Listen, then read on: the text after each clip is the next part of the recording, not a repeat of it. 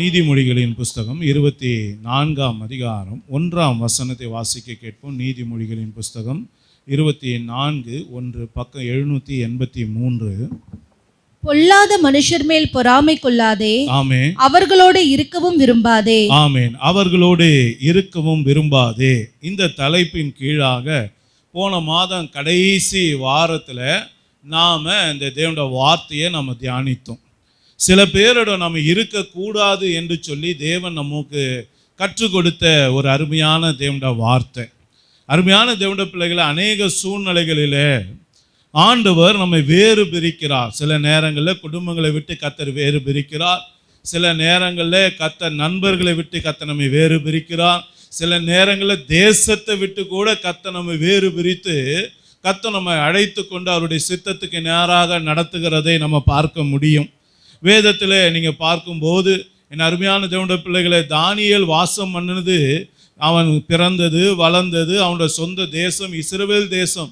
ஆனால் அந்த மனுஷனை ஆண்டவர் என்ன பண்ணார்? பாபிலோனுக்கு அவனை கொண்டு போக தேவன் அனுமதித்தார். அதே போல யோசேப்பு அருமையான தன்னுடைய தகப்பனோடு தாயோடு குடும்பத்தோடு மகிழ்ச்சியாக இருந்தான். ஒரு நாளிலே தேவன் அவனை என்ன பண்ணார்? எகிப்துக்கு கர்த்தர் கொண்டு போனார். அதுபோல என் அருமையான தேவனுடைய பிள்ளைகளே, சில நேரங்களில் நம்முடைய வாழ்க்கையிலும் கூட சில செப்பரேஷன்கள், அதாவது நம்மை வேறு பிரிக்கிற தேவன் நம்மோடு கூட இருக்கிறார். குடும்பத்தை விட்டு கூட சில நேரத்தில் வேறு பிரிப்பார். சில நேரங்களில் தேசத்தை விட்டு வேறு பிரிப்பார். சில நேரங்களில் அநேக காரியங்களை விட்டு வேறு பிரிப்பார். சில பேருக்கு குணங்களில் வேறுபாடை காட்டுவார். ஏசப்பாவை ஏற்றுக்கொள்றதுக்கு முன்பதாக இருந்த ஒரு வாழ்க்கைக்கும் ஏசப்பாவை ஏற்றுக்கொண்டதுக்கு அப்புறம் இருக்கிற வாழ்க்கைக்கும் ஒரு வித்தியாசத்தை காட்டுவார்.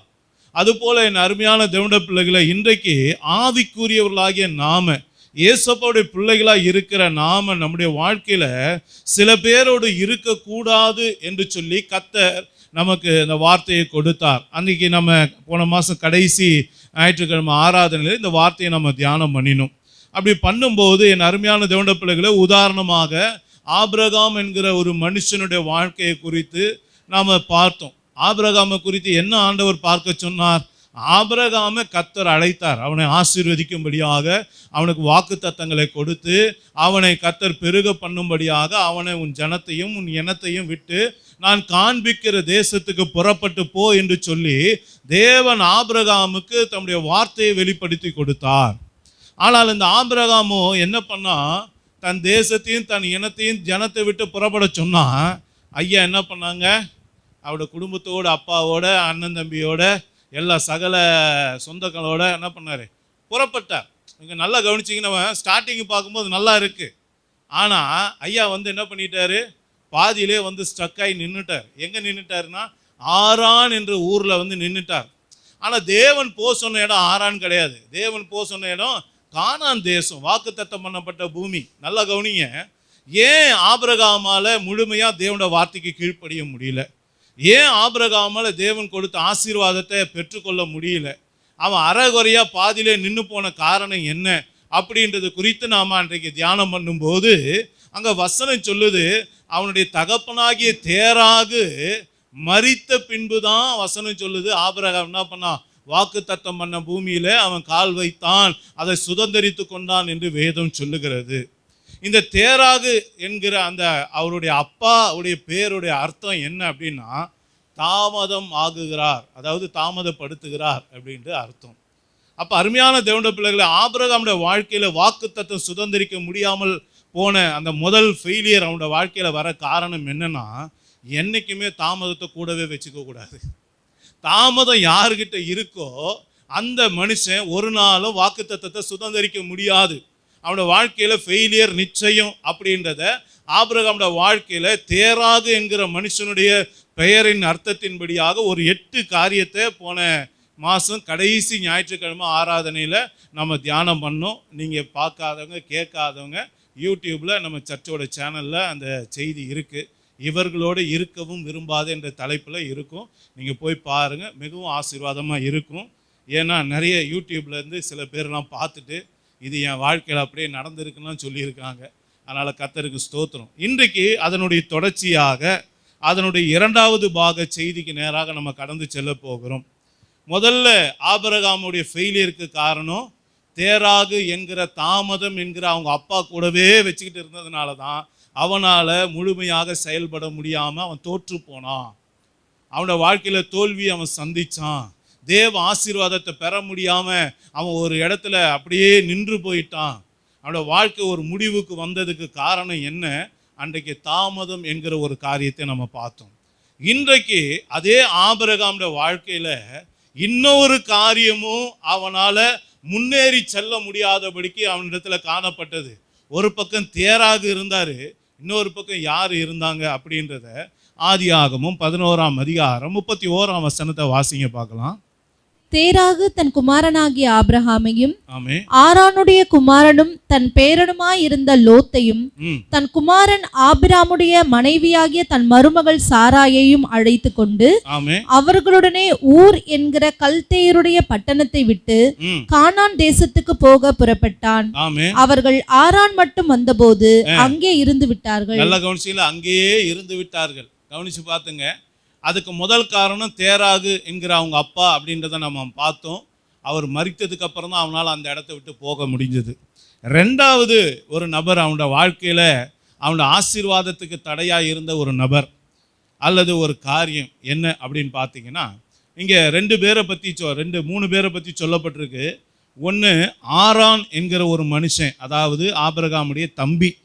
ஆனால் பியூட்டி என்ன தெரியுங்களா? தேராகு சாகிறதுக்கு முன்னாடியே அவர் செத்துட்டார். எங்கே செத்துட்டார்? சொந்த ஜனன பூமியிலே, அதாவது கல்தேயர் பட்டணத்திலே அவர் என்ன பண்ணிட்டார்? இறந்துட்டார். அதனால் இப்போ அவங்க கூட அவர் இல்லை. சரிங்களா? அதனால் அதை விட்டுருவோம். சரிங்களா? அடுத்தது என்ன அப்படின்னு பார்த்தீங்கன்னா, இப்போது அவனுடைய பேரனுமாக இருந்த லோத்து இப்போ அவர் கூட வராரு. யார் கூட வராரு? ஆமாம், ஆபிரகாமுடைய கூட வராரு. இந்த லோத்து என்ற பேருக்கு என்ன அர்த்தம் அப்படின்னு நீங்கள் பார்த்தீங்கன்னா, முக்காடு அப்படின்னு அர்த்தம். என்னது? முக்காடு. இந்த முக்காடை குறித்து வேதம் என்ன சொல்லுது அப்படி நீங்கள் பார்த்தீங்கன்னா, ஆதியாகமத்தோட புஸ்தகம் 38ஆம் அதிகாரம் 14-15 வசனத்தை வாசிங்க. ஆதியாகமம் 38 14 15 வசனம், பக்கம் 50 பழைய ஏற்பாடு. சேலா பெரியவனாகியும் ஆமென், தான் அவனுக்கு மனைவியாக கொடுக்கப்படவில்லை என்று அவள் கண்டபடியால் தன் கைம்பெண்ணுக்குரிய வஸ்திரங்களை களைந்து போட்டு ஆமென் முக்காடிட்டு தன்னை மூடிக்கொண்டு திம்னாவுக்கு போகிற வழியில் இருக்கிற நீரூற்றுகளுக்கு முன்பாக உட்கார்ந்தாள். ஆமென். யூதா அவளை கண்டு, அதாவது அவனுடைய மாமனார் இப்ப மருமகளை பார்க்கறாரு. அவள் தன் முகத்தை மூடி இருந்தபடியால் ஆமென், அவள் ஒரு வேசி என்று நினைத்து. போதும், நல்லா கவனிங்க. இங்க விஷயம் என்னன்னா, யூதான்றவர் மாமனார். நல்லா கவனிச்சிங்க. இந்த ஒரு சகோதரி பற்றி சொல்லப்படுதுலே, அந்த அம்மாவுடைய பேர் தாமார். அந்த தாமார் வந்து யூதாவுடைய மூத்த மகனுக்கு கல்யாணம் பண்ணி வச்ச ஒரு குடும்ப பெண். சரிங்களா? வீட்டுக்காரர் இறந்துட்டார். அப்போ அவங்களுக்கு என்ன குடும்ப வழக்கம், ஒவ்வொருத்தருக்கும் ஒரு பாரம்பரியம் இருக்கு இல்லையா? அதன்படி பார்த்தீங்கன்னா அவங்க என்ன பண்ணுறாங்கன்னா, அவங்களுடைய குடும்ப வழக்கம் என்னென்னா, ஒருவேளை கணவர் இறந்துட்டார்னா அவருடைய தம்பி என்ன பண்ணுவாங்க, அந்த பிள்ளைக்கு கல்யாணம் பண்ணி வைப்பாங்க. அந்த பிள்ளைக்கு கல்யாணம், 2வது பையனை கல்யாணம் பண்ணி வச்சார். அவனும் இறந்து போயிட்டான். சரிங்களா? இப்போ இந்த யூதாவுக்கு இருக்கிறது கடைசியாக ஒரு பையன் இருக்கான். இவனையும் கல்யாணம் பண்ணி கொடுத்தா அவன் செத்து போயிட போகிறான்னு இவன் பயந்துட்டு இவன் என்ன பண்ணிட்டான்? கல்யாணம் பண்ணி கொடுக்கல. சரியா? இவன் என்ன பண்ணுறான்? அவனை கல்யாணம் பண்ணி கொடுப்பான்ற நம்பிக்கையோடு இந்த மருமக இப்போ எங்கே இருக்கா? தன்னுடைய தாயோட வீட்டில். அவன் என்ன பண்ணுறா? அந்த கைம்பெண்ணுக்குரிய அந்த ட்ரெஸ்ஸை போட்டுக்கிட்டு, அதாவது விதவைகளுக்குரிய அந்த ஆடையை போட்டுக்கிட்டு அவள் வீட்டில் ஒரு முடங்கி கிடக்கிற ஒரு சூழ்நிலையில் இருக்கிறாள். ஆனால் அவளுக்கு ஒரு காரியம் அறிவிக்கப்படுது. என்ன அப்படின்னா, தன்னுடைய மாமனார் தன்னுடைய மகன் பெரியவனான போது எனக்கு கல்யாணம் பண்ணி வைக்க வேண்டிய அவனை கல்யாணம் பண்ணி வைக்காமல் அவர் தாமதம் பண்ணுகிறார், அதை அவர் விளக்குகிறார், அதுக்கு அவர் தடை பண்ணுகிறார்ன்ற செய்தி அவளுக்கு வருது. நல்லா கவனிங்க. இதை கேட்கறதுக்காக அவள் போகணும், நியாயம் கேட்கறதுக்காக, இப்போ மாமனார்கிட்ட பேசுறதுக்காக போகணும் அப்படின்னு சொல்லிட்டு அவன் என்ன பண்ணுறா? முக்காடு போட்டுக்கிட்டு, நல்லா கவனிச்சிங்க, முக்காடு போட்டுக்கிட்டு அந்த அம்மா என்ன பண்ணுறாங்க? மாமனார் வர்ற வழியில் அந்த அம்மா அவரை சந்திக்கிறாங்க. ஆனால் இவருக்கு அந்த வந்து நிற்கிற சகோதரி மருமகள் என்கிற காரியம் தெரியாமல் அவர் என்ன பண்ணுறாரு? அந்த நாட்களில் வேசிங்க ஒருவேளை அந்த மாதிரி ட்ரெஸ்ஸு போடுவாங்களா என்னன்னு தெரியல. அந்த சகோதரியை பார்த்தவொடனே வேசின்னு நினச்சிக்கிட்டு அந்த அம்மா கிட்ட போயிட்டு அவர் தப்பாக நடந்துக்கிறாரு. அதனால் ஒரு கர்ப்பம் உண்டாகுது. இந்த ஒரு பெரிய பஞ்சாயத்து போகுது. இதுக்குள்ளே நம்ம போக வேண்டாம். இங்கே கான்செப்ட் என்ன அப்படின்னா, மைய கருத்து என்னன்னா, தாமார் பக்கம் நியாயம் இருக்குது. தாமார் பக்கம் நியாயம் இருக்குது. மருமகள் பக்கம் என்ன நியாயம் இருக்குது? எல்லாருடைய வழக்கத்தின்படி ஏன் உங்கள் பையனை எனக்கு கல்யாணம் பண்ணி கொடுக்கல, நியாயம் தானே அவள் கேட்கறது. ஆனால் நல்லா கவனித்து பாருங்க, தனக்கு நடக்க வேண்டிய ஒரு காரியம், தனக்கு கொடுக்கப்பட வேண்டிய ஒரு காரியம், தான் பெற்றுக்கொள்ள வேண்டிய ஒரு காரியத்தை நியாயமான முறையில் பெற்றுக்கொள்வதற்கு முயற்சி செய்யாமல் அதை குறுக்கு வழியில் பெற்றுக்கொள்வதற்கு முயற்சி செய்கிறவர்கள் போடுகிற மாஸ்க்கு பேர் தான் என்னது? முக்காடு. நல்லா கவனிச்சிங்க. அப்போது இவன் என்ன பண்ணா, தன்னுடைய நியாயத்தை தேவனுடைய சமூகத்தில் கொண்டு போய் தேவனுடைய நியாயத்துக்காக தேவனுடைய வேலைக்காக காத்துறாம அவள் என்ன பண்ணிட்டா, குறுக்கு வழியில் அதை செயல்படுத்தி பெற்றுக்கொள்ளணும்னு நினச்சி போகும்போது போடுகிற உடைக்கு பேர் தான் என்னது? முக்காடு. நல்லா கவனிச்சுக்கொள்ளுங்க. அப்போ அருமையான தேவனுடைய பிள்ளைகள், இது எதற்கு அடையாளம் இருக்குன்னா, ஒரு ஆசீர்வாதத்தை நாம் பெற்றுக்கொள்வதற்கு, ஒரு நன்மையை பெற்றுக்கொள்வதற்கு, நமக்கு நல்லது நடப்பதற்கு, நியாயமாக இதை பெற்றுக்கொள்ள நான் தான் தகுதியான ஆளாக இருக்கலாம், நீங்கள் அதுக்கு தகுதியான ஆளாக இருக்கலாம், நீங்கள் ஒரு கம்பெனியில் வேலை செய்கிற ஆளாக இருக்கலாம், நியாயமாக பார்த்தா உங்களுக்கு ப்ரமோஷன் வரலாம், அது வரணும். ஆனால் உங்கள் ப்ரமோஷனு வேற ஒருத்தருக்கு போகுது. நீங்கள் அதை குறுக்கு வழியில் போயிட்டு அதை தடுக்கிறீங்க. உங்களுக்கு ஒரு சொத்து வரணும், நீங்கள் அதை குறுக்கு வழியில் போய் அதை பெற்றுக்கொள்ளணும்னு நினைக்கிறீங்க. அல்லது வேறு ஏதாவது ஒரு ஆசீர்வாதத்தை குறுக்கு வழியில் போய் பெற்றுக்கொள்ளணும் அப்படின்னு நினைக்கிறீங்கன்னா அதுதான் முக்காடுக்கு அடையாளம். நல்லா கவனிச்சுங்க. குறுக்கு வழி ஆண்டவருடைய பிள்ளைகளுடைய வாழ்க்கையில் வேலைக்கே ஆகாது, அது ஆசீர்வாதத்தை கொண்டு வராது. வேதத்தில் நீங்கள் நல்லா வாசிச்சிங்கன்னா, எகிப்திலிருந்து இஸ்ரவேல் ஜனங்களை தேவன் விடுதலையாக்கி கொண்டு வரும்போது எகிப்திலிருந்து கானான் தேசத்துக்கு எத்தனை நாள் தூரத்தில் இருக்குன்னா 7 நாள் தூரம் தான். எத்தனை நாள்? 7 நாள். உடனே போனால் சுதந்திரித்து கொள்ளலாம். ஆனால் 7 நாள் தூரத்தில் இருக்கிற ஒரு கானான் தேசத்துக்கு ஏன் தேவன் அவங்கள சுற்றி போக பண்ணார்னா, இப்போ தான் அடிமைத்தனத்திலேருந்து விடுதலையாக வரான். அப்போ அவன் போகும்போது அங்கே இருக்க ஜனங்க அவனுக்கு விரோதமாக யுத்தம் பண்ண வருவாங்கள்ல. யுத்தம் பண்ண வந்தால் யுத்தம்னா என்னன்னே இவனுக்கு தெரியாது. ஏன்னா இவன் என்ன வேலை பார்த்துருந்தான்? அடிமையாக இருந்தான்.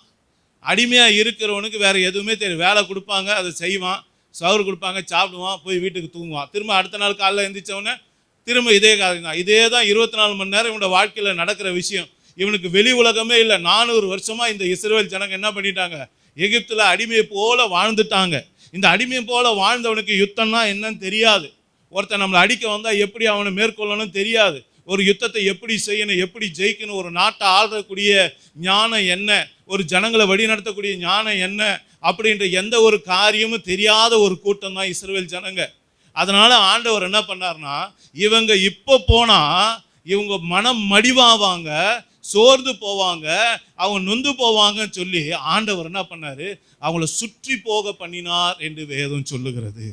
அப்போ அருமையான தேவனுடைய பிள்ளைகளே, இன்றைக்கு அநேக ஆசீர்வாதங்களை தேவன் எப்போது உங்களுக்கும் எனக்கும் கொடுக்கணும்னு அவர் ஆயத்தம் பண்ணி வைத்திருக்கிறாரோ அந்த நாளுக்கு காத்திராம நம்ம குறுக்கு வழியில் போய் அதை பெற்றுக்கொள்ளணும்னு நினச்சிங்கன்னா, சீக்கிரமாக போய் அதை சுதந்திரிக்கணும்னு நினச்சிங்கன்னா நம்மளுடைய வாழ்க்கை என்ன ஆயிரும்? இந்த மாதிரி தான் ஆயிரும். தாமருடைய வாழ்க்கை எப்படி ஆயிடுச்சு? கேள்விக்குறியாக போச்சு. நல்லா கவனிங்க. அப்போ இந்த முக்காடு எதுக்கு அடையாளம்? துரிதமாக ஒரு விஷயத்தை பெற்றுக்கொள்வது, சீக்கிரமாய் பெற்றுக்கொள்றதுக்கு இது காரியமாய் இருக்கு. இது குறித்து வசனம் என்ன சொல்லுது பாருங்க. நீதிமொழிகளின் புஸ்தகம் 20ஆம் அதிகாரம் 21ஆம் வசனத்தை வாசிங்க. ஆரம்பத்திலே துரிதமாக கிடைத்த சுதந்திரம் முடிவிலே ஆசீர்வாதம் பெறாது. ஆமா, நல்லா கவனிச்சீங்களா? துரிதமா ஒரு ஆசீர்வாதத்தை பெற்றுக்கொள்ளணும்னு நினைச்சீங்கன்னா அது முடிவில் என்ன ஆகுது? ஆசீர்வாதம் பெறாது அப்படின்றாரு. சீக்கிரம் சீக்கிரம் சீக்கிரம். நோ, ஆண்டவருடைய வாழ்க்கையில வார்த்தையில அது கிடையாது, அவருடைய பாதையில் அது கிடையாது. ஆவிக்குரியவனுடைய வாழ்க்கையில ஆண்டவர் நடத்துகிற பாதையில நிதானமாக பொறுமையாக நம்ம கடந்து செல்லணும். நல்லா கவனிச்சு கொள்ளுங்க.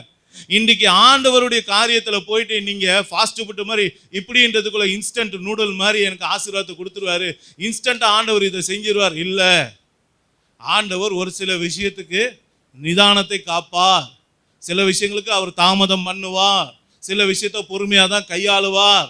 நமக்குன்னு ஒரு காலம் வச்சிருப்பார், அந்த காலத்தில் நமக்கு விடுதலை கொடுப்பார். இதை இப்போ தான் கொடுக்கணும் அப்படின்னு அவருக்கு தெரியும். நான் ஏற்கனவே உங்களுக்கு ஒரு போதனை கொடுத்துருக்கேன். என்ன? அந்த கெட்ட குமாரனுடைய வாழ்க்கையிலேருந்து உங்களுக்கு ஒரு காரியத்தை சொன்னேன். என்ன? தகப்பனார் அவனுடைய சொத்தை எல்லாத்தையும் பிரித்து கொடுத்தார் இல்லையா? பிரித்து கொடுத்தவொடனே அவர் என்ன பண்ணார்? எடுத்துகிட்டு போனார், துன்மார்க்கமாக ஜீவித்தார், எல்லாத்தையும் அழிச்சிட்டார். திரும்ப மனம் திரும்பினாரு, அப்பா கிட்ட வராரு. ஆனால் இப்போ அப்பா என்ன பண்ணுறாரு, விலை உயர்ந்த வஸ்திரத்தை அவனுக்கு கொடுத்துறாரு, விலை உயர்ந்த அவனுக்கு பாத ரட்சைகளை கொடுக்குறார், கைகளுக்கு மோதிரம் போட சொல்கிறார். நீங்கள் நல்லா யோசனை பண்ணி பாருங்க, ஏற்கனவே தான் அவன் சொத்தை கொடுத்துட்டார்ல, ஏற்கனவே கொடுத்துட்டார்ல, அவன் பாகத்தை பிரித்து கொடுத்துட்டார். இப்போ அவனுக்கு இங்கே ஒன்றுமே கிடையாது தானே. ஆனால் ஆண்டவர் அந்த இடத்துல என்ன சொல்லி கொடுக்குறான்னா, விசேஷித்தமானவைகளை தகப்பம் கொடுக்கல. நல்லா கவனிங்க, அதனுடைய அருமை அவனுக்கு தெரியாது. அவன் என்ன பண்ணிடுவான், அதை அற்பமாக இழந்துட்டு வந்துடுவான்றதுனால தான் ஆண்டவர் அந்த விஷயத்தை அவனுக்கு கொடுக்காம வச்சுருந்தார். நல்லா கவனிச்சு பாருங்க, சாதாரண விஷயத்தை கொடுத்தாரு, அதையே அவனால் கையாள தெரியல. அவன் மேலான ஒரு காரியத்தை கொடுத்தா அவன் எப்படி கையாளுவான் அப்படின்றதுனால தான் ஆண்டவர் சில விஷயங்களை என்ன பண்ணுறாரு, நமக்கு நிப்பாட்டி வைக்கிறார். அல்லேலூயா.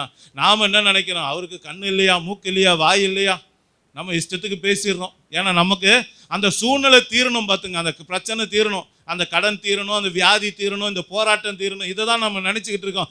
ஆனால் ஆண்டவர் நிரந்தர தீர்வு கொடுக்க வச்சிருக்காரு. நாம் என்ன நினைக்கிறோம், உடனே தீரணும், இது டெம்பரவரி தான். நல்லா புரிந்து கொள்ளுங்க, ஆண்டவர் நமக்கு நிரந்தரமான ஒரு விடுதலை கொடுக்க விரும்புகிற தெய்வம். அப்போ நல்லா கவனிங்க, வேகம்ன்ற விஷயம் ஆவிக்குரிய வாழ்க்கையில் கிடையாது. ஆவிக்குரிய வாழ்க்கையில் வேகன்ற கிடையாது. நல்லா புரிந்து கொள்ளுங்க, அங்கே நிதானம் அவசியம், நிதானம் பொறுமை அவசியம். கவனமாக நம்ம சொல்லணும். ஏன்னா எந்த பக்கம் பார்த்தாலும் கண்ணி இருக்குது, சத்துரு எந்த பக்கம் பார்த்தாலும் விழுங்கலாமோ என்று வகை தேடி திரியிறான். பிசாசு கர்ஜிக்கிற சிங்கத்தை போல எவனை விழுங்கலாமோ என்று வகை தேடி திரியும் போது நம்ம கால் எடுத்து வைக்கிற ஒவ்வொரு அடியும் எப்படி தான் வைக்கணும், மிகவும் ஜாக்கிரதையாக பொறுமையாக தான் எடுத்து வைக்கணும். இதுதான் ஆண்டவர் சொல்றார். அப்போது துரிதமாய் கிடைக்கிற சுதந்திரம் முடிவில் ஆசீர்வாதம் பெறாது. இரண்டாவது என்ன சொல்லப்பட்டிருக்கு, ஆதியாகமம் 33ஆம் அதிகாரம் 13ஆம் வசனத்தை வாசிங்க. அதற்கு அவன், பிள்ளைகள் இளம் பிள்ளைகள் என்றும் கறவையான ஆடு மாடுகள் என்னிடத்தில் இருக்கிறது என்றும் என் ஆண்டவனுக்கு தெரியும். அவைகளை ஒரு நாளாவது துரிதமாய் ஓட்டினால் மந்தையெல்லாம் மாண்டு போகும். நல்லா கவனிச்சுங்களா, ஒரு ஆடு மேய்க்கிறவனுக்கு தன் ஆடை பத்தி தெரியணும், ஒரு குடும்பம் நடத்துறவனுக்கு தன் குடும்பத்தை பத்தி தெரியணும், ஒரு புருஷனுக்கு தான் மனைவி எப்படி தெரியணும், தான் பிள்ளைங்க எப்படி தெரியணும், ஒரு மனைவிக்கு தான் புருஷன் எப்படி, தான் பிள்ளைகள் எப்படி தெரியணும். அங்கே போயிட்டு விரட்டினீங்கன்னா அங்கே யாக்கோபு சொல்கிறான் பாருங்க, என்ன ஆடு செத்து போயிடும். ஆடு செத்து போயிடுச்சுன்னா அப்புறம் எதை வச்சு சாப்பிடுவேன், யோசனை பண்ணி பாருங்க. புருஷன் போய் சேர்ந்துட்டாருன்னா அதுக்கப்புறம் யார் கூட போய் குடும்பம் நடத்துவேன், எப்படி சோறு வரும் வீட்டில், எப்படி பொங்கி சாப்பிடுவோம். அப்போ யோசனை பண்ணி பாருங்க, புருஷனை விரட்டுறதும் பொண்டாட்டியை விரட்டுறதும் பிள்ளைகளை விரட்டுறதும் ஆவிக்குரியவன்ற காரியம் அல்ல. அப்போ ஆவிக்குரியவன் என்ன பண்ணணும், தேவன் அவங்கள எப்படி நடத்த சொல்றார். யாக்கோபு சொல்றான் பாருங்க, அதை மெதுவாக தாங்க நடத்தணும், ஏன்னா ஆடு செத்து போயிருங்க இல்லைன்னா அப்படின்னு சொல்லி ஒரு மேய்ப்பனுக்கு தெரியுது பாருங்க. அப்போ நம்ம நல்ல மேய்ப்பன் யாரு, ஏசப்பல்ல. வசனம் சங்கீதம் 23:1 என்ன சொல், கர்த்தர் என் மேய்ப்பரா இருக்கு, நானே உங்களுக்கு நல்ல மேய்ப்பன் சொல்றாரு. தாவீது சாதாரண தாவீது, அவனே ஒரு மந்த மேய்ப்பன். அவன் சொல்றான், யாக்கோபு சொல்றான், அவன் ஒரு மந்த மேய்ப்பேன், ஆடுகளை ஒரு நாள் முழுசும் வேகமாக நடத்தா செத்து போயிருங்க, அதனால் நான் பொறுமையாக நடத்தி கூட்டு வரேன், நீங்கள் போங்க முன்னாடி அப்படின்னு சொல்கிறான். அப்போ ஒரு தலைவனுக்கு தெரியணும், ஒரு தகப்பனுக்கு தெரியணும், ஒரு தாய்க்கு தெரியணும், தான் பிள்ளையை எப்படி நடத்தணும், குடும்பத்தை எப்படி நடத்தணும். எதை ஒன்றத்தையும் வேகமாக பெற்றுக்கொள்ளணும்னு நினைக்காதீங்க, அது ஆசீர்வாதத்தை கொண்டு வராது. அதுக்கு பதிலாக என்ன ஆயிரும், டோட்டல் கொலாப்ஸ் ஆயிரும். இன்றைக்கி அப்படி தான், அவன் படிக்கிறான், இவன் படிக்கிறான், இதைப்படி அதைப்படின்னு சொல்லி கடைசியில் பிள்ளைங்க செத்து போயிடுது. அதைப்படி இதைப்படி அவங்க மேலே ஒரு ப்ரெஷரை போடுற, ஒரு பக்கம் ஸ்கூல் போடுது, ஒரு பக்கம் அப்பா அம்மா போடுறாங்க, ஒரு பக்கம் இந்த சமூகம் என்ன பண்ணுது, டேய் நீ இதை படிக்கலாம், உனக்கு இது கிடைக்காது, அதை கிடைக்கலாம், இது கிடைக்காது, ஒன்றுமே கிடைக்கல, விடுங்க, ஆண்டவர் ஒரு வழியை வச்சுருப்பார். புரியுதுங்களா? இங்கே எல்லாம் படித்தவனுக்கு தான் வேலை கிடைக்குதா என்ன, அப்படிலாம் கிடையாது. படித்தவன் படித்த வேலைக்கு தான் போகிறானா கேட்டு பாருங்க. இன்ஜினியரிங் படித்தவன் ஸ்விக்கி ஓட்டிகிட்டு இருக்கான், யோசனை பண்ணி பாருங்க. எம்டெக் படித்த ஆள் ஹைகோர்ட்டில் பியூன் வேலைக்கு, தோட்டக்கார வேலைக்கு வந்து நிற்கிறாரு. அதாவது இன்ஜினியருக்கு மேலே மாஸ்டர் டிகிரி, அது நல்லா கவனிச்சுங்க. இதுவே 4 வருஷம், அதுக்கப்புறம் அது ஒரு 2 வருஷம் படிக்கிறாங்க. 6 வருஷம் படித்து முடிச்சுட்டு அவர் என்ன வேலைக்கு வந்திருக்காரு தெரியுங்களா? நான் போய் இன்டர்வியூ போய் நிற்கும்போது ஹைகோர்ட்டில் அவர் வந்து நிற்கிறார். எந்த வேலைக்கு? ஜட்ஜுக்கு பிஏ வேலைக்கு, திறந்து விடுற வேலைக்கு, ஸ்வீப்பர் வேலைக்கு கூட எனக்கு கிடச்சா போதுன்னு வராங்க. ஏன்? இன்றைக்கி படி இன்ஜினியர் அதுதான் எதிர்காலம் சொல்லி இன்றைக்கி இன்ஜினியருக்கு வேலையே இல்லாமல் ஆகிப்போச்சு. யோசனை பண்ணி பாருங்க. அந்த மாதிரி இதைப்படி அதைப்படின்னு சொல்லி நாமளாம் ஒரு காரியத்தை போட்டு பிள்ளைங்க மேலே திணிக்கிறது, புருஷன் மேலே திணிக்கிறது, பொண்டாட்டி மேலே திணிக்கிறது, நம்ம கூட இருக்கவங்க மேலே திணிக்கிறது, இது நல்லது கிடையாது. நீங்கள் அப்படி திணிச்சிங்கன்னா ஆடு மரித்து போகும், அந்த விஷயம் மரித்து போகும், அந்த குடும்பம் செத்து போகும், அந்த காரியம் வாய்க்காமல் போயிடும். நல்லா கவனிச்சு போங்க. இப்போ இன்றைக்கி நாம் அறிந்து கொள்ள வேண்டிய ஒரு சத்தியம், ஏதோ ஒன்றுத்தையும் துரிதப்படுத்தாதீங்க, ஆவிக்குரிய நிதானத்தை கைப்பிடிங்கன்னு சொல்லி ஆண்டவர் நமக்கு சொல்லி கொடுக்குறார். ஹல்லேலூயா. நிதானமாய் நடக்கிறவன் பத்திரமாய் நடக்கிறான்னு சொல்லப்பட்டிருக்கு. நல்லா கவனிச்சிங்க. நிதானமாக நடக்கிறதுனால நம்ம கோழை கிடையாது. உலகத்தா சொல்ல மாதிரி அவன் வேஸ்ட்டா என்னுக்கும் யூஸ் ஆகலாம், அப்படி கிடையாது.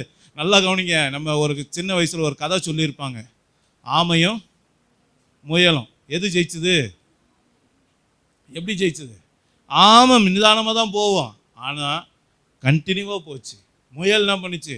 வேகமாக போச்சு, கொஞ்சம் ரெஸ்ட் எடுத்துச்சு, பந்தய பொருளை விட்டுருச்சு. நமக்கு ஜெயிக்கணுன்றது தானே முக்கியம். எப்படி ஜெயிச்சா என்ன? கர்த்தர் நடத்துகிற பாதை அப்படி தான். அல்லேலூயா. அவர்கிட்ட 1000 வழி இருக்குங்க. நாம் இந்த உலகம் சொல்லுது, இதான் முட்டு சந்தையில் போய் நிட்டுடு அவ்வளோதான் உன் வாழ்க்கை முடிஞ்சுன்னு சொல்ல. ஆண்டவர் முட்டு சந்தை உடைச்சி புதுசாக வழியை உண்டாக்குவார். அதுதான் வசனம் சொல்லுது. நீ விசுவாசித்தான் தேவனுடைய மகிமையை காண்பா. அந்த வார்த்தையோட அர்த்தம் என்ன தெரியுமா? என் பிள்ளை என்னை விசுவாசிச்சுட்டான், என்கிட்ட கேட்டுட்டான், என்கிட்ட அதை நம்புறான், நான் கொடுப்பேன்ற நம்புறான், இந்த வழி எனக்கு கொடுப்பாரு என் ஏசப்பா, இந்த ஆசீர்வாதத்தை எனக்கு கொடுப்பாருன்னு நம்புறான். ஆனால் இந்த உலகத்தில் அது இல்லை.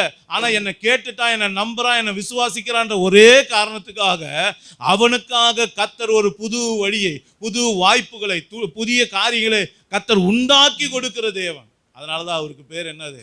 அவர் சிருஷ்டிப்பின் கர்த்தர். அல்லேலூயா. உங்களுக்காக ஒரு புது வழியை உண்டாக்குவாருங்க, புது காரியத்தை செய்வார். நீங்கள் விசுவாசிங்க. எல்லாரும் போகிறாங்களே அதே நானும் போ இல்லை, ஆவிக்குரியவனுக்கு வேற வழியை வச்சிருக்காரு. அல்லேலூயா. அதனால வசனம் சொல்லுது, நீதிமானுடைய பிள்ளைகளுக்கு ஒரு பெரிய ஆசீர்வாதம் இருக்கு, தேவனுடைய பிள்ளைகளுக்கு ஒரு பெரிய ஆசீர்வாதம் இருக்கு. எல்லா பக்கமும் அடைக்கப்பட்டாலும் இந்த கொரோனா பீரியடில் எத்தனையோ பேர் வாழ்க்கையை தொலைச்சாங்க. ஆனால் இன்றைக்கும் கர்த்தர் நம்மளை ஜீவனோட வச்சிருக்காரு இல்லையா? யோசித்து பாருங்க. கர்த்தருடைய மகிமை, கர்த்தருடைய கரம் நம்மோடு கூட இருக்கு. அப்போ மூணாவது இந்த துரிதது குறித்த வேதம் என்ன சொல்லுது பாருங்க. நீதிமொழிகள் 19:2 வாசிங்க. ஆத்துமா அறிவில்லாமல் இருப்பது நல்லதல்ல, நல்லதல்ல. கால் துரிதமானவன் தப்பி நடக்கிறான். கால் துரிதமானவன் என்ன பண்றான்? தப்பி நடக்கிறான். நீ துரிதம் துரிதம் துரிதம் போனா அங்கதான் ஊழல் வரும், அங்கதான் லஞ்சம் வரும். நல்லா கவனிச்சு பாருங்க. நீங்க ஒரு அப்ளிகேஷன் ஒரு தாலுகா ஆஃபீஸில் கொடுக்குறீங்க, ஒரு 10 சர்டிஃபிகேட்டுக்கோ ஒரு கம்யூனிட்டி சர்டிஃபிகேட்டுக்கோ கொடுக்குறீங்க. நமக்கு வேலை ஆகணும்னு சொல்லிவிட்டு காசை கொடுத்தோன்னு வச்சுங்க, இருக்கப்பட்ட நாம கொடுக்குறோம், இல்லாதப்பட்டவன் என்ன பண்ணுவேன்? யோசனை பண்ணி பாருங்க. அப்போ உன் வேலை வேகமாக நடக்கணும்னு நீ என்ன பண்ணுற? பணம் பரிதானம் வாங்குவதும் தப்பு, கொடுப்பதும். பரிதானம்னா லஞ்சம். நல்லா கவனிங்க. பைபிள் சொல்லுது பரிதானம்னா லஞ்சம். லஞ்சம் கொடுப்பதும் தப்பு, வாங்குவதும் தப்பு. அப்போது அவர் ஆண்டவருடைய பிள்ளை போய் லஞ்சம் கொடுத்து ஒரு காரியத்தை சாதிக்கிற அப்படின்னா அது நமக்கு என்ன ஆகாது? ஆசீர்வாதமாக இருக்காது. அல்லேலூயா. எல்லாரும் நேர்மையாக இருக்கணும், கரெக்டாக இருக்கணும். அதுதான் ஆண்டவர் நமக்கு சொல்லி கொடுக்குறார். அப்போ இங்கே பாருங்கள், கால் துரிதமானவன் தப்பி நடக்கிறான். வேதத்தில் நீங்கள் பார்த்தீங்கன்னா தாவீதை ஆண்டவர் ரொம்ப சின்ன வயசுலேயே ராஜாவாக அபிஷேகம் பண்ணார். ஆனால் அவன் ராஜாவுடைய சிங்காசனத்தில் எத்தனை வருஷம் கழித்து உட்காந்தான் தெரியுமா? 40 வருஷம். சவுல் செத்ததுக்கு அப்புறம் தான் வந்து உட்காந்தான். நல்லா கவனிச்சு போலுங்க. அப்போ இன்றைக்கி அருமையான தேவனுடைய பிள்ளைகளே, அவன் துரிதப்படலை. கள்ளத்தனமாக சவுலை சாகடிச்சு அவன் சிங்காசனத்தை வரணும் வந்திருக்கலாம். ஆனால் அவன் என்ன பண்ணான்? அவர் சவுல் வந்து தேவனால் அபிஷேகம் பண்ணப்பட்டவர், அவரை நான் தொட்டனா கர்த்தர் என்னை விடுவாரா அப்படின்னு சொல்லி தேவன் எனக்கு என்னைக்கு அதை கொடுக்கணும்னு நினைக்கிறாரோ அது வரைக்கும் பொறுமையோடு அவன் காத்திருந்து பெற்றுக்கொண்டான். ஆனால் தாவீதோட பிள்ளை என்ன பண்ண தெரியுமா? அவங்க அப்பாவுக்கு கள்ளத்தனமான ஒரு காரியத்தை பண்ணி அவனுக்கு எதிராக செயல்பட்டு சிங்காசனத்தை பிடிச்சான். ரொம்ப நாள் இல்லை, சீக்கிரமே செத்து போயிட்டான். சரி, இவன் தான் செத்து போனான். இவனுக்கு அடுத்து ஒரு ஆள் வரான், அதோனியான்னு ஒருத்தன். அவனை என்ன பண்ணான்? அண்ணன் ஃபாலோ பண்ண, அப்சலோம் ஃபாலோ பண்ண, அதே மெத்தடாலஜியை ஃபாலோ பண்ணார். அவர் என்ன ஆகிட்டார்? சீக்கிரமாக போய் சேர்ந்துட்டார். நல்லா கவனிங்க. ஆவிக்குரியவன், தேவ தரிசனம் பெற்றவன், தேவனால் அடிக்கப்பட்டவன் நிதானமாக போவான். ஆனால் அவனுடைய சிங்காசனம் நிற்கும், அவனோட காரியம் வாய்க்கும். கர்த்தர் அவனுக்கு காரியங்களை வாய்க்க பண்ணுவா. யார் குறுக்க வந்தாலும் அந்த தடையெல்லாம் நீக்கி போட்டு அவனுக்கு ஆசீர்வாதமான பாதையில் கொண்டு போவார். அல்லேலூயா. அப்போ முதலாவதாக இந்த முக்காடு எதற்கு அடையாளமாக இருக்குது? குறுக்கு வழியில் சாதிக்க நினைக்கிறது, குறுக்கு வழியில் ஆசீர்வாதத்தை பெற்றுக்கொள்ள நினைப்பது, குறுக்கு வழியில் சீக்கிரமாய் முன்னேற நினைப்பது.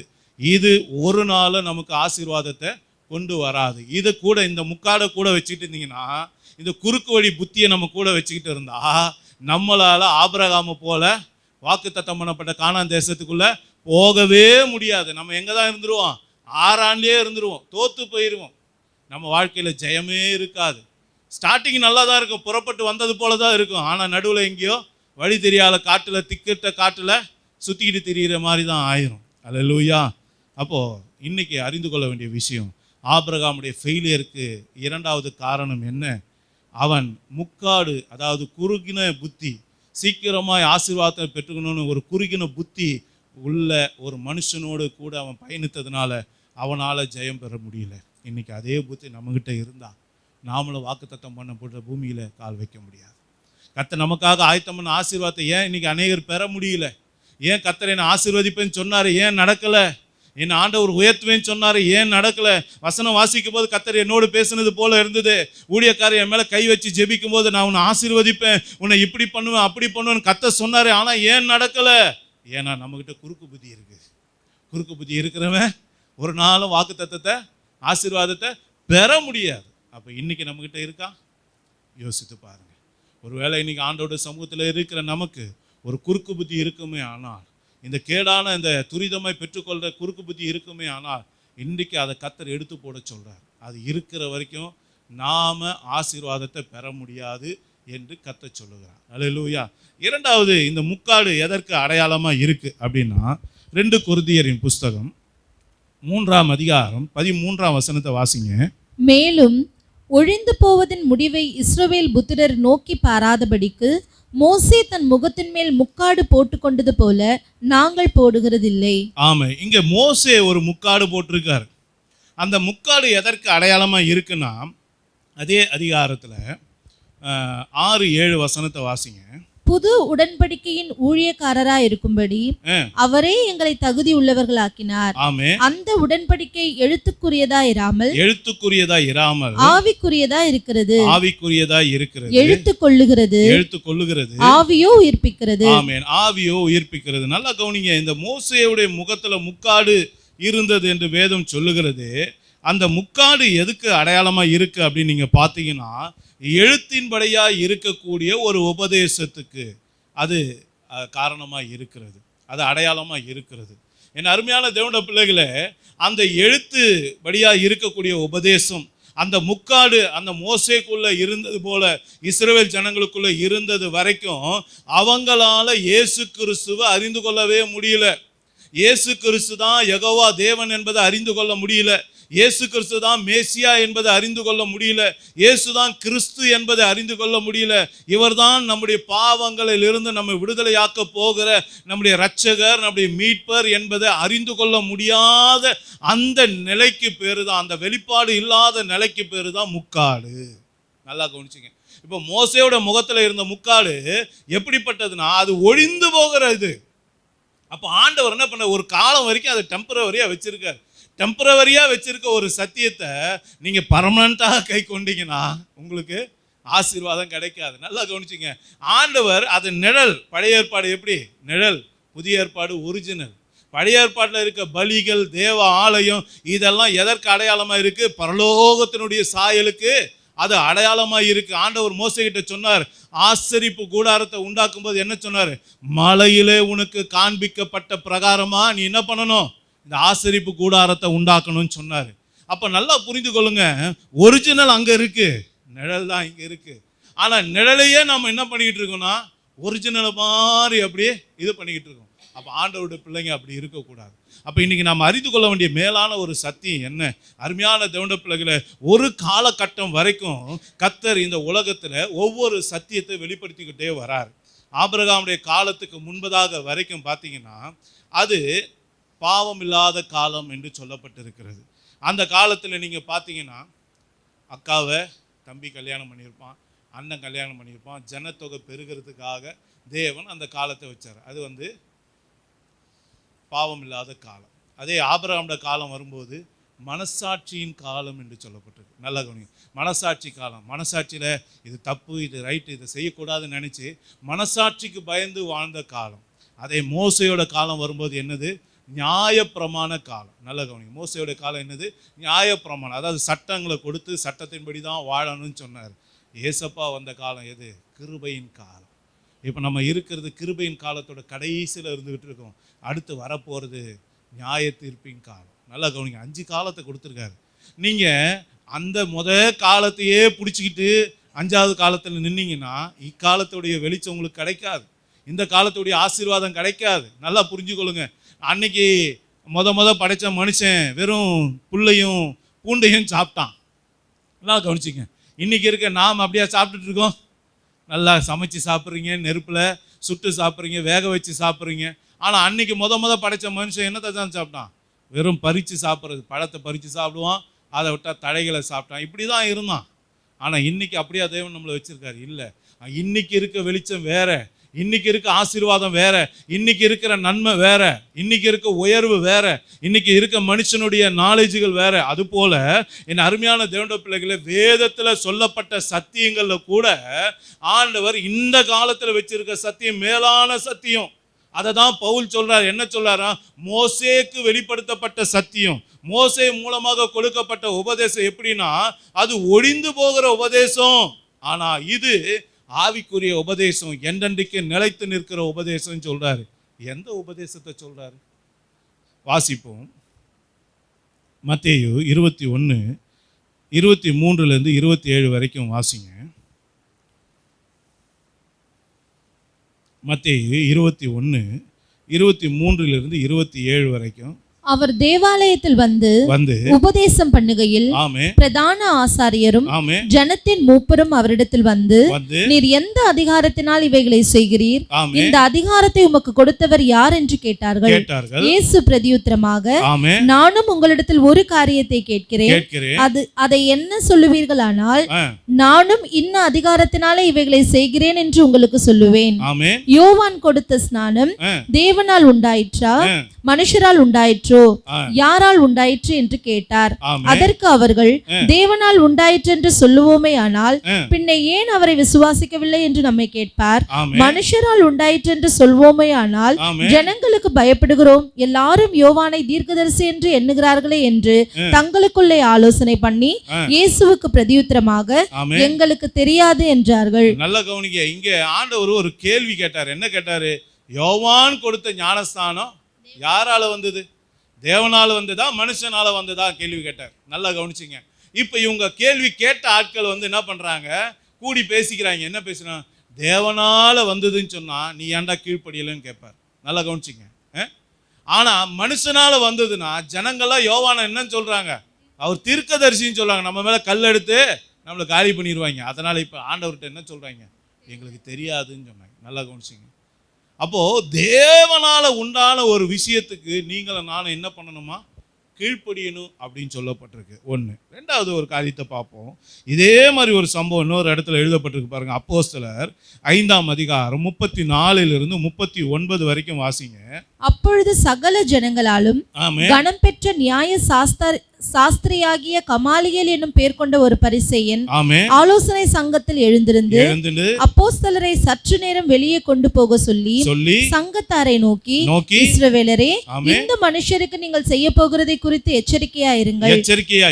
ஏனென்றால் இந்நாட்களுக்கு முன்னே தெயுதாஸ் என்பவன் எழும்பி தன்னை ஒரு பெரியவனாக பாராட்டினான். ஏறக்குறைய 400 பேர் அவனை சேர்ந்தார்கள். அவன் மடிந்து போனான். அவனை நம்பின அனைவரும் சிதறி அவமாய் போனார்கள். அவனுக்கு பின்பு குடிமதிப்பின் நாட்களிலே கலிலேயனாகிய யூதாஸ் என்பவன் எழும்பி தன்னை பின்பற்றும்படி அநேக ஜனங்களை இழுத்தான். அவனும் அழிந்து போனான். அவனை நம்பியிருந்த அனைவரும் சிதறடிக்கப்பட்டார்கள். இப்பொழுது நான் உங்களுக்கு சொல்லுகிறது என்னவென்றால், இந்த மனுஷருக்கு ஒன்றும் செய்யாமல் இவர்களை விட்டுவிடுங்கள். இந்த யோசனையும் இந்த கிரியையும் மனுஷரால் உண்டாயிருந்ததானால் ஒழிந்து போம். தேவனால் உண்டாயிருந்ததே ஆனால் அதை ஒழித்துவிட உங்களால் கூடாது. தேவனோட போர் செய்கிறவர்களாய் காணப்படாதபடிக்கு பாருங்கள் என்றான். ஆமே. நல்ல கவனிங்க. நமக்கு ஒரு விஷயம் புரியலன்னா உடனே தப்புன்னு சொல்லிடக்கூடாது. என்னது? உடனே தப்பு நமக்கு புரியல, அவ்வளவுதான். ஆனா ஆண்டவர் என்ன சொல்றாருன்னா, இங்க அழகா சொல்ற 2 சம்பவம், யோவானுடைய சம்பவத்தை வச்சும் இங்க கமாலியேல் மூலமாக கொடுக்கிற ஒரு ஆலோசனை என்ன? தேவனால் ஒரு காரியத்தை இந்த உலகத்துல செய்யப்படும் போது அதற்கு ஆண்டவருடைய பிள்ளைங்க உண்மையாக கீழ்ப்படிந்து நடக்கணும் அப்படின்னு சொல்லி ஆண்டவர் சொல்றார். முதல்ல யோவான் மூலமாக ஒரு ஞானஸ்தானம் கொடுத்தது அது தற்காலிகமானது. நல்லா கவனிச்சிங்க. அதுக்கப்புறம் அந்த ஞானஸ்தானத்தை ஆண்டவர் என்ன பண்றாரு? அப்டேட் பண்றாரு. என்ன பண்றாரு? கர்த்தராகிய இயேசு கிறிஸ்துவின் நாமத்தினால ஞானஸ்நானம் எடுக்கணும்னு சொல்லிட்டு அப்போஸ்தலர்கள் மூலமாக ஒரு உபதேசத்தை கர்த்தர் கொடுக்கிறார். இந்த உபதேசத்தை குறித்து தான் இப்போ கமாலியேல் சொல்றாரு. என்ன சொல்றாரு?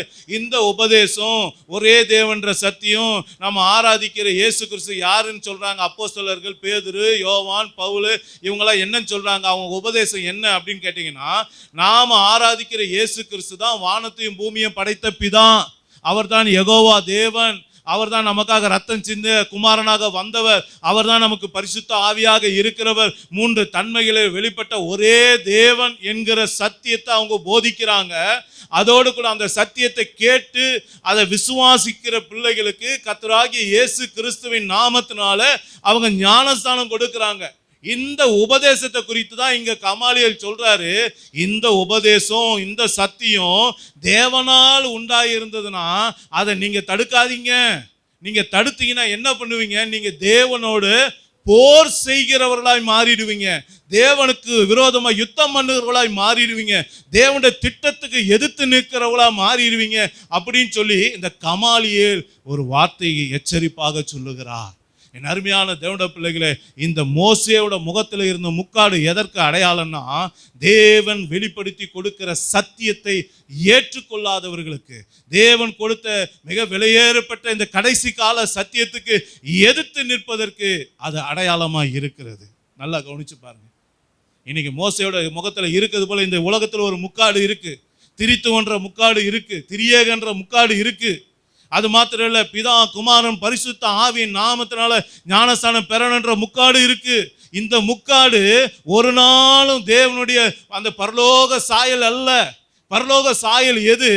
அது வானத்தையும் பூமியும் உண்டாக்கின கர்த்தராகிய இயேசு கிறிஸ்து 3 தன்மைகளிலே வெளிப்பட்ட ஒரே தேவன். அவர் 3 தனி நபர் அல்ல. பிதா ஒருவர், குமாரன் ஒருவர், பரிசுத்த ஆவி ஒருவர் அல்ல. அவர் 3 தன்மையிலே வெளிப்பட்ட ஒரே தேவன். இயேசுதான் பிதா, இயேசுதான் குமாரன், இயேசுதான் பரிசுத்த ஆவி. இதுதான் அப்போஸ்தலருடைய உபதேசம். வாசிப்போம் பாருங்க. அப்போஸ்தலர் 5ஆம் அதிகாரம் 42ஆம் வசனத்தை வாசிங்க. தினந்தோறும் தேவாலயத்திலேயும் வீடுகளிலேயும் இடைவிடாமல் உபதேசம் பண்ணி இயேசுவே கிறிஸ்துவென்று பிரசங்கித்தார்கள். என்ன பிரசங்கம் பண்ணாங்க? அப்போஸ்தலர் இயேசுவே கிறிஸ்து என்று பிரசங்கம் பண்ணாங்க. 2வது ஒரு வசனத்தை வாசிங்க. அப்போஸ்தலர் 9:17 வாசிங்க. அப்போஸ்தலர் 9:17 புதிய ஏற்பாடுல 174ஆம் பக்கம். அப்பொழுது அனனியா போய் வீட்டுக்குள் பிரவேசித்து அவன் மேல் கையை வைத்து, சகோதரனாகிய சவுலே, நீ வந்த வழியிலே உனக்கு தரிசனமான இயேசுவாகிய கர்த்தர். என்ன சொல்றாரு பாருங்க. அனனியா சொல்றாரு பவுலை பார்த்து, என்ன சொல்றாரு? நீ வந்த வழியில உனக்கு தரிசனமானது யாரு? இயேசுவாகிய கர்த்தர். அங்க பார்த்தோம் இயேசுவே கிறிஸ்து என்று பார்த்தோம். இங்க வசனம் சொல்லுது இயேசுதான் யாரா? கர்த்தர் என்று சொல்லப்பட்டிருக்கு. 3வது ஒரு வசனத்தை வாசிங்க. 1 தீமோத்தேயு 2ஆம் அதிகாரம் 5-6 வசனத்தை வாசிங்க. தேவன் ஒருவரே, தேவன் ஒருவரே, தேவனுக்கும் மனுஷருக்கும் மத்தியஸ்தரும் ஒருவரே. தேவனுக்கும் மத்தியஸ்தருக்கும், தேவனுக்கும் மனுஷருக்கும் மத்தியஸ்தரும் ஒருவரே, எல்லாரையும் மீட்கும் பொருளாக தம்மை ஒப்புக்கொடுத்த மனுஷனாகிய கிறிஸ்து இயேசு அவரே. ஆமா ஆமா, இயேசுதான். யாரா? இப்ப என்ன சொல்றாரு வசனம்? அவர்தான் மத்தியஸ்தர், அவர்தான் தேவன் என்று சொல்லப்பட்டிருக்கு. நல்லா கவனிச்சு பாருங்க. இயேசுதான் கர்த்தர், இயேசுதான் கிறிஸ்து, இயேசுதான் தேவன், இயேசுதான் நித்திய பிதா, இயேசுதான் யெகோவா தேவன், இயேசுவே பரிசுத்த ஆவியாய் இருக்கிறார். இதைதான் வேதம் சொல்லிக் கொடுக்கிற சத்தியம். நாம் ஆராதிக்கிற தேவன் இருவர் அல்ல, மூவர் அல்ல, அவர் ஒரே தேவன். அதனால தான் வசனம் சொல்லுது, இஸ்ரவேலே கேள், நம்முடைய தேவனாகிய கர்த்தர் ஒருவரே கர்த்தர். நாம் ஆராதிக்கிற தேவன் ஒருத்தர் தான். நல்லா கவனிச்சுங்க. என்ன என்று உனக்கு வேற தேவர்கள் உண்டாயிருக்க வேண்டாம். அவரை தவிர வேற யாராருக்கும் ஆராதனையை செலுத்தக்கூடாது, மகிமையை செலுத்தக்கூடாது. அதை நான் ஏற்றுக்கொள்ளேன் என்று சொல்லி ஆண்டவர் சொல்றார். ஆனா இன்னைக்கு இந்த சத்தியத்தை ஏற்றுக்கொள்ளாதவங்க யாரு கேட்டீங்கன்னா, இந்த முக்காடு என்கிற திரித்துவம் இருக்கிற ஆளு, இந்த முக்காடு என்கிற நியாயப்பிரமாணம் இருக்கிற ஆளு, இந்த முக்காடு என்ற திரியேகம் இருக்கிற ஆளு, இந்த முக்காடு என்கிற பிதா குமாரன் பரிசுத்த ஆவியின் ஞானஸ்நானம் பெற்ற ஆட்களுக்கு இந்த வெளிப்பாடு தெரியறதே கல்ல. இந்த முக்காடு அவங்க விட்டு நீங்கும் போது இந்த வெளிச்சத்தை அவங்க பெற்றுக்கொள்ளுவாங்க. நல்லா புரிந்து கொள்ளுங்க. இது ஒழிந்து போகிற காரியம். ஆனால் நமக்கு கர்த்தர் கொடுத்திருக்குது எப்படிப்பட்ட சத்தியம்? வெளியேறப்பெற்ற சத்தியம். நீங்களும் நானும் பெற்றுக்க ஞானஸ்நானம் வெளியேறப்பெற்றது. அது வெளிப்பாடுகள் நிறைந்த இக்காலத்துக்குரிய சத்தியம், பரலோக சத்தியம். இது இது வெளிச்சத்துக்குரிய சத்தியம், ஆவிக்குரிய சத்தியம், நிலைத்து நிற்கக்கூடிய சத்தியம். இது இந்த சத்தியத்தை ஆண்டவர் நமக்கு வெளிப்படுத்தி கொடுத்திருக்கிறாரு. ஆனா அதை சொன்னா ஏற்றுக்கொள்ள மாட்டேன்றாங்க, அதை வெளிப்படுத்தினா கீழ்ப்படிய மாட்டுறாங்க. அப்படிப்பட்ட மக்களை பார்த்து ஆண்டவர் சொல்றாரு, அவங்க முகத்துல முக்காடு இருக்கு. இந்த முக்காடு இருக்கிற ஆட்களோட நம்ம டிராவல் பண்ணக்கூடாது. நல்லா புரிந்து கொள்ளுங்க. இந்த முக்காடு இருக்கிற ஆட்களோட, வெளிப்பாடு இல்லாத ஆளு, தரிசனம் இல்லாத ஆளு, தேவ சித்தத்தை புரிந்து கொள்ள முடியாத ஒரு ஆளு, இந்த கடைசி கால சத்தியத்தை ஏற்றுக்கொள்ளாத ஒரு ஆட்களோட நீங்களும் நானும் டிராவல் பண்ணனா நம்மளால வாக்கு தத்தத்தை சுதந்திரிக்கவே முடியாது. இன்னைக்கு நமக்கு கர்த்தர் என்ன வாக்கு தத்தத்தை கொடுத்திருக்காரு? நித்திய ஜீவன் அளிப்பேன் என்பதே அவர் கடைசியாக நமக்கு கொடுத்த வாக்கு தத்தம். அப்ப அந்த நித்திய ஜீவனாகிய ஏசப்பா கூட நித்திய காலமாய் வாழ்கிற அந்த வாழ்க்கைய இன்னைக்கு ஆண்டவர் யார் கொடுத்திருக்காரு? யார் ஒருவர் இக்கால சத்தியமாகிய நாம கை கொண்டு இருக்கிற இந்த சத்தியத்தில் இருக்காங்களோ அவங்களுக்கு அதை கொடுத்திருக்கிறாரு. முக்காடு போட்டவர்களுக்கு இல்லை, முக்காடு போட்டிருக்க திரித்துவ ஆட்களுக்கு அந்த வெளிப்பாடு இல்லை, அந்த ரட்சிப்பு இல்லை, அந்த மீட்பு இல்லை. இவங்களுக்கு எப்போ தெரியும் தெரியுங்களா? எப்போ ரகசிய வருகையில் அவங்க கைவிடப்படுறாங்களோ அன்னைக்கு தான் தெரியும் நம்ம முகத்தில் என்ன இருக்குது, முக்காடு இருக்குது. இந்த முக்காடு இருக்கிற வரைக்கும் நம்மளால் பரலோக மகிமையை பார்க்க முடியாது. அல்லேலூயா. அப்போ அருமையான தேவனுடைய பிள்ளைகளை, இந்த முக்காடு அன்னைக்கு லோத்து என்கிறவன் மூலமாக ஆபிரகாமோடு இருந்ததுனால ஆபிரகாம் தேவனுடைய வாக்கு தத்தத்தை பெற முடியல, ஆசீர்வாதத்தை பெற முடியல, வாக்கு தத்தம் பண்ணப்பட்ட பூமிக்கு கடந்து செல்ல முடியல. அவன் தோற்று போனான், வழியிலே நின்று போனான், வழி தெரியாமல் திக்கற்ற பிள்ளை போல நின்று போனான். இன்னைக்கு நாம் அப்படிப்பட்டவர்களாக இருக்கிறோமா? என் அன்பு தேவ பிள்ளைகள், ஒருவேளை நம்மக்கிட்ட அந்த முக்காடு இருக்கா? தேவனுடைய சத்தியத்தை ஒழுங்காக புரிந்து கொள்ள முடியலையா? ஒழுங்காக உங்களால் அறிந்து கொள்ள முடியலையா? இன்னைக்கு ஆண்டவர் வெளிப்படுத்தி கொடுத்துருக்க இந்த வெளியேற சத்தியத்தை நீங்கள் புரிந்து அறிந்து அந்த சத்தியத்தில் நீங்கள் ஆணிமரமாக நிற்கணும், ஊன்றுகோலாக நிற்கணும், தூணாக நிற்கணும்.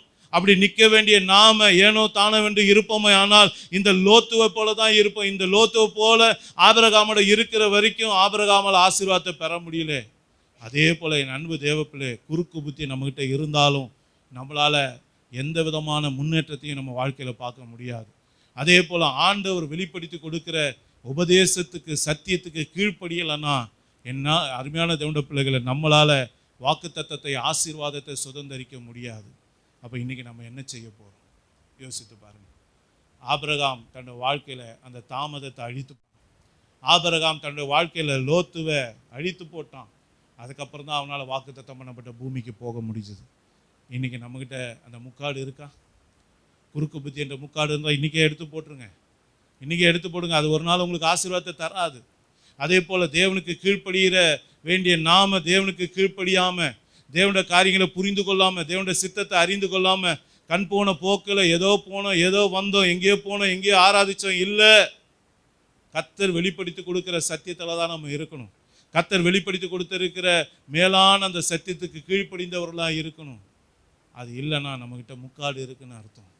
தேவனுக்கு கீழ்ப்படியலைன்னா முக்காடு இருக்குன்னு அர்த்தம். தேவனை விசுவாசிக்கலைன்னா நம்ம முக்காடு இருக்குன்னு அர்த்தம்.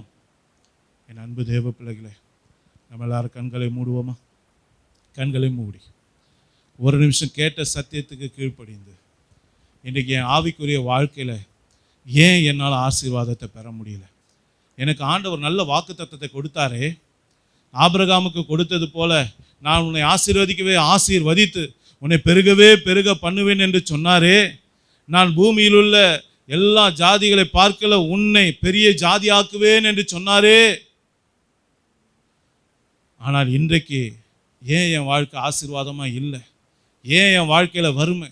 ஏன் என் வாழ்க்கையில் போராட்டம்? ஏன் என் வாழ்க்கையில் கண்ணீர்? ஏன் என் வாழ்க்கையில் கவலை? ஏன் என் வாழ்க்கையில் நிந்தை? ஏன் என் வாழ்க்கையில் அவமானம்? ஏன் நான் பணத்துக்காக போராடுறேன்? ஏன் சாப்பாடுக்காக போராடுறேன்? ஏன் என் குடும்பத்தில் பிரச்சனை தலைவிரித்து ஆடுது? சமாதானமே இல்லையே, சந்தோஷமே இல்லையே, சுகமே இல்லையே. எங்கே பார்த்தாலும் பிரச்சனை பிரச்சனை பிரச்சனை, வீட்டில் பிரச்சனை, வேலையில் பிரச்சனை, எல்லா இடத்துல பிரச்சனை. ஏன்? அன்பு தேவ பிள்ளைகளே, தேராக என்கிற தாமதத்தை முதல்ல ஒழிச்சு போடணும். ரெண்டாவது, குறுக்கு புத்தி என்கிற அந்த முக்காடை நீக்கி போடணும். மூன்றாவது, தேவனுடைய சத்தியத்துக்கு கீழ்ப்படியணும். கொடுக்குற சத்தியத்துக்கு கீழ்ப்படுகிறீங்களா? சபையில் தேவன் கொடுக்குற வார்த்தைக்கு கீழ்ப்படுகிறீங்களா? அவர் சொன்னால் சொல்லிட்டு போகிறாரு, நான் இப்படி தான் நடப்பேன் அப்படின்னு துணிகரமாக இருக்கீங்களா? ஊழியக்காரன் மூலமாக ஆண்டவர் கொடுக்குற சத்தியத்துக்கு கீழ்ப்படுகிறீங்களா? வேதத்தின் மூலமாக ஆண்டவர் வெளிப்படுத்தி கொடுக்குற சத்தியத்துக்கு கீழ்ப்படுகிறீங்களா? கீழ்ப்படியலைன்னா உங்ககிட்ட முக்காடு இருக்குங்க. முக்காடு இருக்கிற வரைக்கும் உங்களால் வெளிச்சத்தை பார்க்க முடியாது, ஆசீர்வாதத்தை பார்க்க முடியாது. அது உங்களுக்கு தடுக்கலாக தான் இருக்கும். அது தடுக்கலாக தான் இருக்கும். திரைச்சீலை இருக்கிற வரைக்கும் மகா பரிசுத்த ஸ்தலத்துக்குள்ளே யாராலும் போக முடியல.